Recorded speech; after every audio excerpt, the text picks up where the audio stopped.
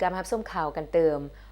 มอบหับหน้าที่คณะประจำพรรคเมืองผู้ลงสีนำเวียกงานหอบด่านทั่วตาแสงวังเวิร์นและบ้านใหญ่วังเวิร์น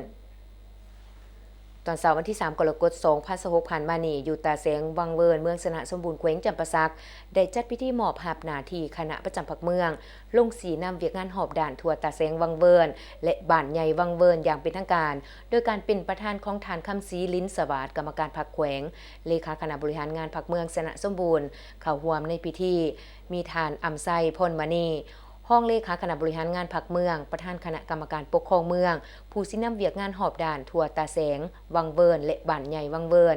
ทานพันโทสมพรศรีกุมพลคณะประจำพรรคเมืองหัวหน้ากองบัญชาการป้องกันความสงบเมืองทานคำแสงพิมพิสารคณะประจำพรรคเมืองหัวหน้าคณะจัดตั้งเมืองพร้อมด้วยบรรดาทานคณะกรรมการปกครองตาแสงพนักงานรัฐกรองค์การปกครองบ้านที่ขึ้นกับตาแสงวังเวิร์นเข้าร่วมในพิธี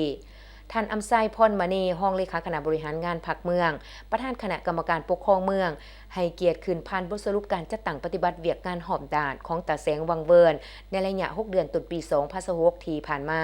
พร้อมทั้งยกให้เห็นทิศทางแผนการเคลื่อนไหวเวียกงานจุดสุมในระยะ6เดือนถ่ายปี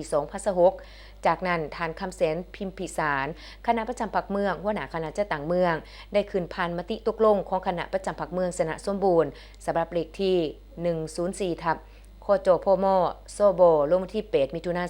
2026ว่าด้วยการแต่งตั้งคณะประจำพรรคเมืองลงสีนำเวียกงานหอบด่านทั่วตาแสงวังเวิร์นและบ้านใหญ่วังเวิร์นในนั้นได้เห็นดีแต่งตั้งทานพันโทสมพรศรีกุมพลคณะประจำพรรคเมืองหัวหน้ากองบัญชาการป้องกันความสงบเมืองเป็นผู้ลงสีนำเวียกงานหอบด่านทั่วตาแสงวังเวิร์นและบ้านใหญ่วังเวิร์นโอกาสนี้ก็ได้มีพิธีเส้นบทบันทึกมอบหับหน้าที่ระหว่างทานอำไซพรมณีห้องเลขาคณะบริหารงานพรรคเมืองประธานคณะกรรมการปกครองเมืองผู้สินำเวียกงานหอบด่านทั่วตาแสงวังเวิร์นและบ้านใหญ่วังเวิร์นผู้เก่าทานพันโทสมพรศรีกุมพลคณะประจำพรรคเมืองหัวหน้ากองบัญชาการป้องกันความสงบเมืองผู้สินำเวียกงานหอบด่านทั่วตาแสงวังเวิร์นและบ้านใหญ่วังเวิร์นผู้ใหม่ตอนถ่ายพิธีทานคำศรีลิ้นสวัสดิ์กรรมการพรรคแขวงเลขาคณะบริหารงานพรรคเมืองสนะสมบูรณ์ได้ให้เกียรติมีคมินโอลมให้แก่คณะสี่นามผู้ใหม่ก็คือองค์การปกครองตาแสงและบ้านเพื่อเป็นเข็มสีทิศเนียงทางในการจัดตั้งปฏิบัติหน้าที่การเมืองความรับผิดชอบให้ได้รับผลสำเร็จใหม่ใหญ่หลวงกว่าเก่า